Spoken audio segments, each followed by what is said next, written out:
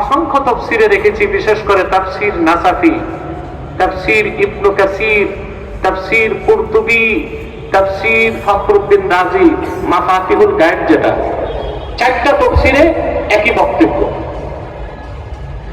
আল্লাহ আরশে আজিমে মেরাজের রাতে আপন হাবিবকে বলেছেন,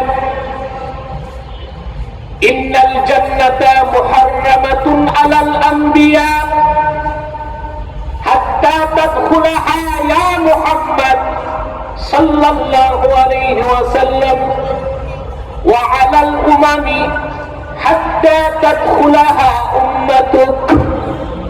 আল্লাহ বলেছেন, প্রিয় হাবিব মুহাম্মদ সাল্লাল্লাহু আলাইহি ওয়াসাল্লাম, আমার জান্নাতগুলোকে আমি নিষিদ্ধ করে রেখেছি সকল নবীদের জন্য।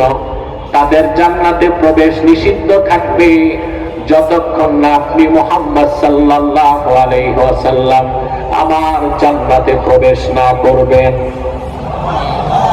আর আদম থেকে ঈসা পর্যন্ত লক্ষাধিক পয়গম্বরের উম্মতদের জন্য জান্নাত হারাম থাকবে যতক্ষণ না আপনার পেয়ারা উম্মতে মুহাম্মদী জান্নাতে না ঢুকবে। রাসূলুল্লাহ সাল্লাল্লাহু আলাইহি ওয়াসাল্লামের প্রত্যেক উম্মত বেহেশতে যাবে যদি তার আমলনামায় শিরক আর কুফর না থাকে। যার আমলনামায় শিরক আছে, কুফর আছে, ও তো উম্মত না। উম্মতে দাওয়াত, উম্মতে ইজাবাত না, সে বেহেশতে ঢুকতে পারবে না। এছাড়া রাসূলুল্লাহর উম্মত যত বড় গুনাহগার হোক বেহেশতে যাবে। কিন্তু পার্থক্য হচ্ছে এক জায়গায়, পার্থক্য আল্লাহর হাবিবের উম্মত যারা ঈমানদার সৎকর্মশীল তাদেরকে বলা হয়েছে মুত্তাকি, তারা আল্লাহর জান্নাতে প্রবেশ করবে কম হিসাবে, বিনা যাবে। আর যারা ঈমানদার কিন্তু সৎকর্মশীল নয়, মুত্তাকি নয়, তারা জান্নাতে ঢুকবে আযাবের পরে। এখন আপনার কাছে প্রশ্ন, আপনি কোনটা চান? কোন অপশন? ভিডিও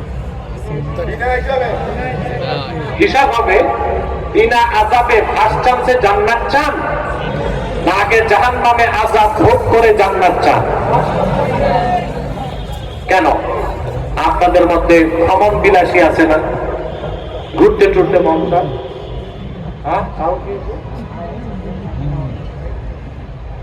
এতক্ষণ তো মাইক ঠিক ছিল, এখন মাইক নষ্ট হবে কেন? বাইরে আওয়াজ নাই, তাতে তো মনে হয় তাল